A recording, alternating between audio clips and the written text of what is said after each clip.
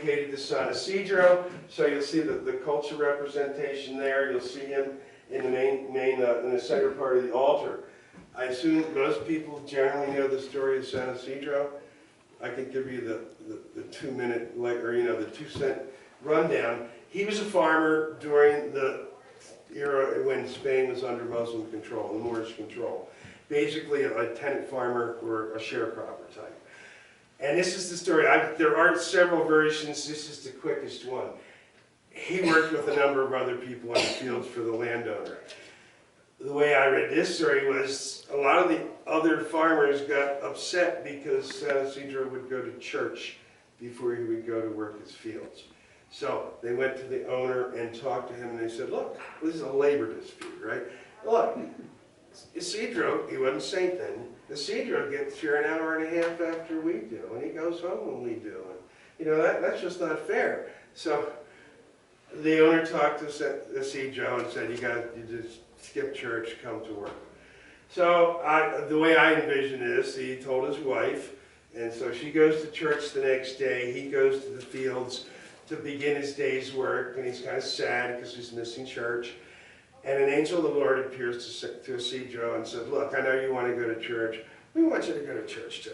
So go to church. We'll do your work for you. And so the next thing I picture is that he goes to church. His wife looks at him like he's crazy. What are you doing here? We're going to lose our house. Blah, blah, blah. And he tells her the story. And she probably said, sure, sure. Well, let's go back and look. And sure enough, they went back to the fields, and the angel had worked his fields. Now, that's one of the stories. I've heard a couple others, but generally that's why he's represented with oxen and a plow and an angel, because the Lord wanted to reward his devotion.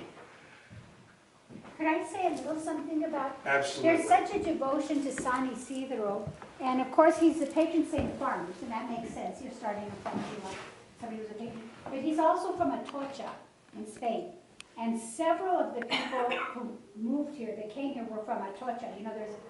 If you're from Santa Fe, you probably have somebody in your family that has a Santo Niño de Atocha with little clothes on and everything, and it's because so many people came from there.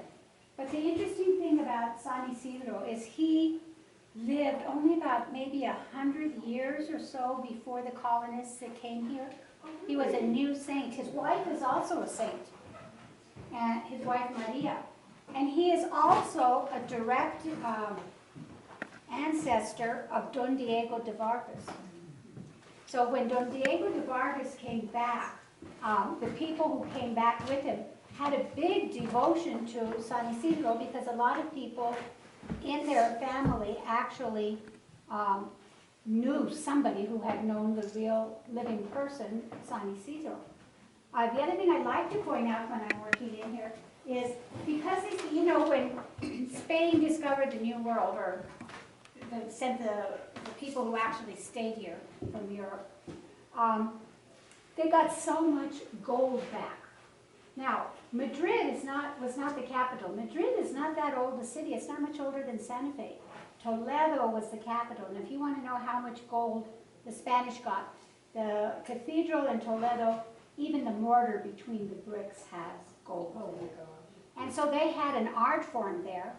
And if you've ever been a tourist there, I have some tourist versions that I wore because I knew I was going to be talking about it. And they took gold, beautiful gold, painted it black because they had so much of it, and then they etched out the designs. Sometimes they're flowers, sometimes they're birds, animals, sometimes they're geometric, kind of Arabic style. Well, when the people came here, so many of them were from that area, and they knew that artwork, and they thought they were going to find gold, and of course they found nothing. But they remembered the craft. And so what we came up with in New Mexico, and I think it's really original to this part of the world, they would take wood, and we did have straw, and straw shines like gold. So instead of etching it into the gold, they put the straw, and normally it would be blacker than this, like this one, much blacker. And they were replicating something they knew and loved from Spain. And so many were from that. It's right around what is present-day Madrid that a lot of the colonists that came here came from. Thank you. Thank you for the details. Any questions? Well, let's go ahead out then, and we're going to take a right turn into the kitchen.